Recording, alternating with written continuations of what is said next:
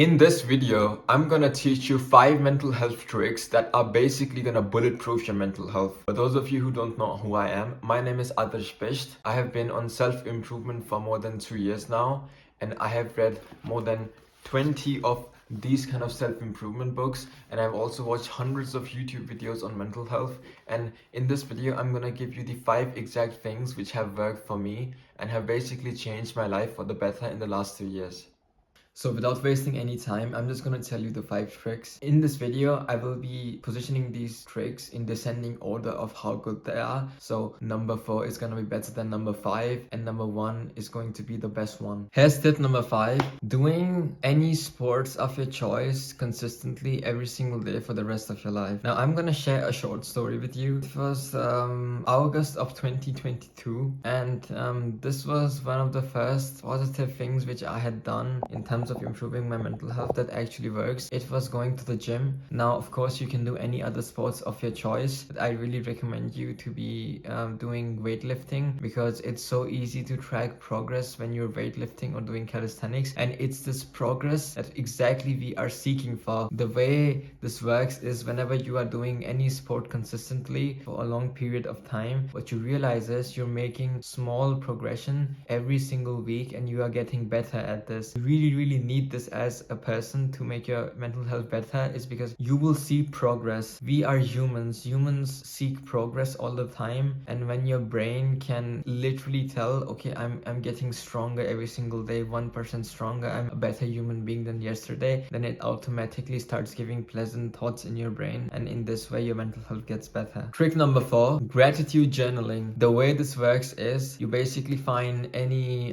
book or journal like this one, and preferably as soon as you wake up and you begin your day, you basically write down all the things which you are grateful for in the day on a piece of paper. Now you might be thinking, how does this make your mental health better? Thing is, this is actually incredibly powerful. I have been doing this for as you can see, it's really full.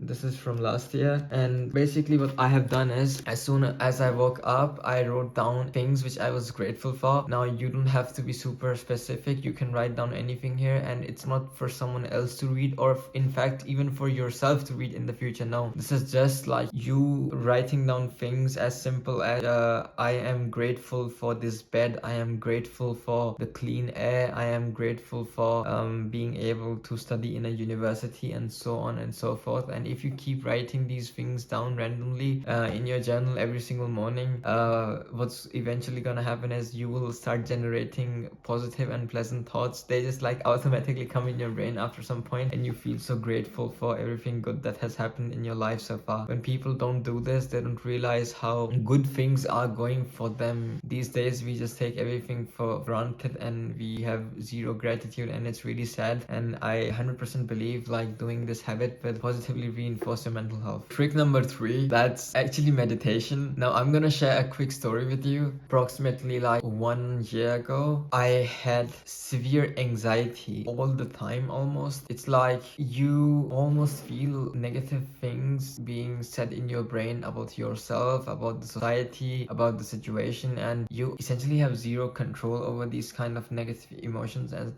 they just like keep coming back to you even though you won't want them to. And I was actually able to fix this by this one simple habit of meditation. What you essentially have to do is like you have to meditate 10 minutes at least every single day. You can start by doing it for 1 minute and then eventually scaling it up to 10 minutes. The app which I recommend for doing this is Medito. It's free for everyone. I'm not sponsored by the app in any way. The app is just so nice and so easy to understand that I just recommend it to everyone I know because I want to help them. And this app has really changed my life. The way meditation works is it's just like the gym.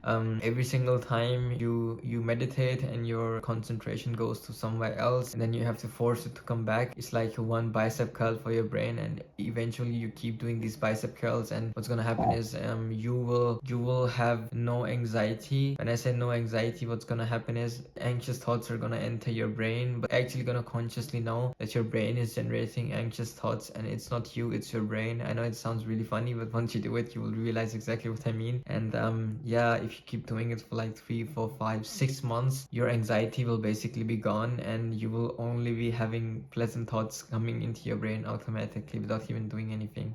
And that's really powerful. We're down to number 2 now. Number 2 is going to be stop listening to degenerate music. Now, I can best explain this to you with a story. It was last year, and I was in Austria with my friends, and I was having such a sick time. The exam period was essentially over, and I was with my friends, and my birthday was also coming up, and my friend had bought this like super nice ticket to this really huge as water park, which was super expensive for me for my birthday present. And we went there, we had such a nice time, had a total blast. Then I came home, and then we ate something super nice, and I was feeling amazing, absolutely amazing. And then I basically like started listening to some music, and I'm gonna be really honest with you, like what kind of music. There was two kinds of music I was listening to. The first kind is like the degenerate fuckboy music, which is like funk and all these music with lyrics about guns, crime, fucking as many hoes as you can, and getting in trouble with the government, and like stabbing people, and the cool music which people say these days. I instantly felt like completely dog shit. I had such a blast just like 5 minutes ago, and I listened to this, and I'm just like in an aggressive, angry mood. It was then that I realized, okay, music has such an important part in our lives. You are in this like positive, wholesome kind of energy. Everyone is nice, everything is nice, everything just is making you complete, you feel fulfilled, and then suddenly you listen to the wrong kind of music, you just feel trash suddenly. The other kind of music was like this blue pill white boy music. That's how I'll describe it now. This is like artists like Charlie Puth. But no disrespect to Charlie Puth, I really like his music. At least I did in the past. I think he's an amazing artist. But bro, stop listening to this kind of music. It just fucks your brain over, especially if you have been in certain situations. Let's say you had a breakup or something, and you're listening to Charlie Puth. It's not gonna make it any better. You think that like his lyrics are relatable and shit, but bro, what's gonna happen is like you will just start feeling sorry for yourself as soon as you turn the music on, and you will just make your life overall shittier. So the key takeaway from this video that I want you to take is don't listen to degenerate music. You think it makes your life better, you think it makes you more hype, but in reality it just makes you into a shittier version of yourself, because everything around you could be super nice. You might be making so much progress in life, you feel amazing, but suddenly you listen to the wrong kind of music, and then you feel complete dog shit. I don't think it's worth listening to these artists, these degenerate artists, or even these like blue pill artists, and just either not listen to music at all, or if you are listening to music, then listen to something that's more neutral or like more positive. Okay. Now here's the last one and the best one. It's optimizing your life for maximizing self-respect. Now, I'm gonna explain this to you with a small story again. So approximately 1.5 months ago, I was not feeling that particularly well. It was because, to be honest, I was not working hard enough towards my goals. I was like slacking off. I stopped going to university. I stopped waking up on 6 a.m. I wasn't strict on my diet. I was just like, you know, skipping like 1 or 2 gym sessions sometimes, and not really leaving my house, and also slacking off on my other activities. Whenever you slack off on things which you are supposed to do in order to reach your bigger long-term goals, like it can be an income goal or a relationship goal or a mental health goal or a gym goal, all these like small actions of you slacking off, they kind of add up to the bigger picture in your brain, which essentially makes you passively depressed. And the way you treat this is by maximizing self-respect.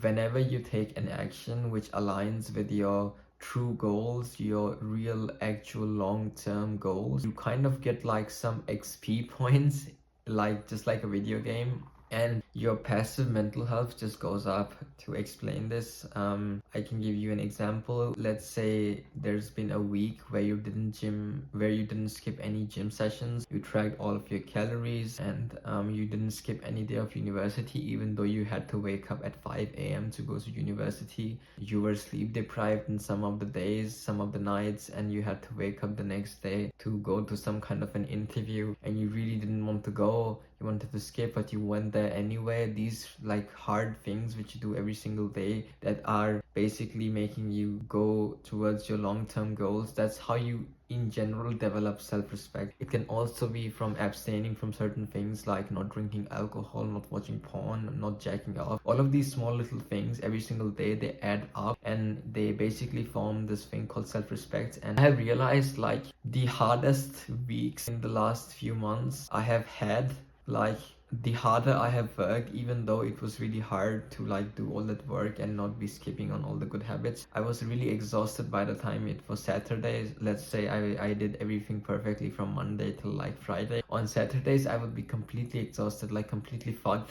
But then for some reason I also felt really happy. And this is like the best mental health boosting advice I can give you personally. Just do stuff which aligns with your long-term goals. Don't bullshit yourself, and over time your self-image will be better in your brain and you will love yourself more, and yeah, and you will have a really robust mental health. And with this, I'd like to thank you so much for watching till the end. If you like my videos, please consider subscribing, and if you have differing opinions than me, then please comment. Thank you so much. I really hope that you have a nice day, and we will all make it someday, guys.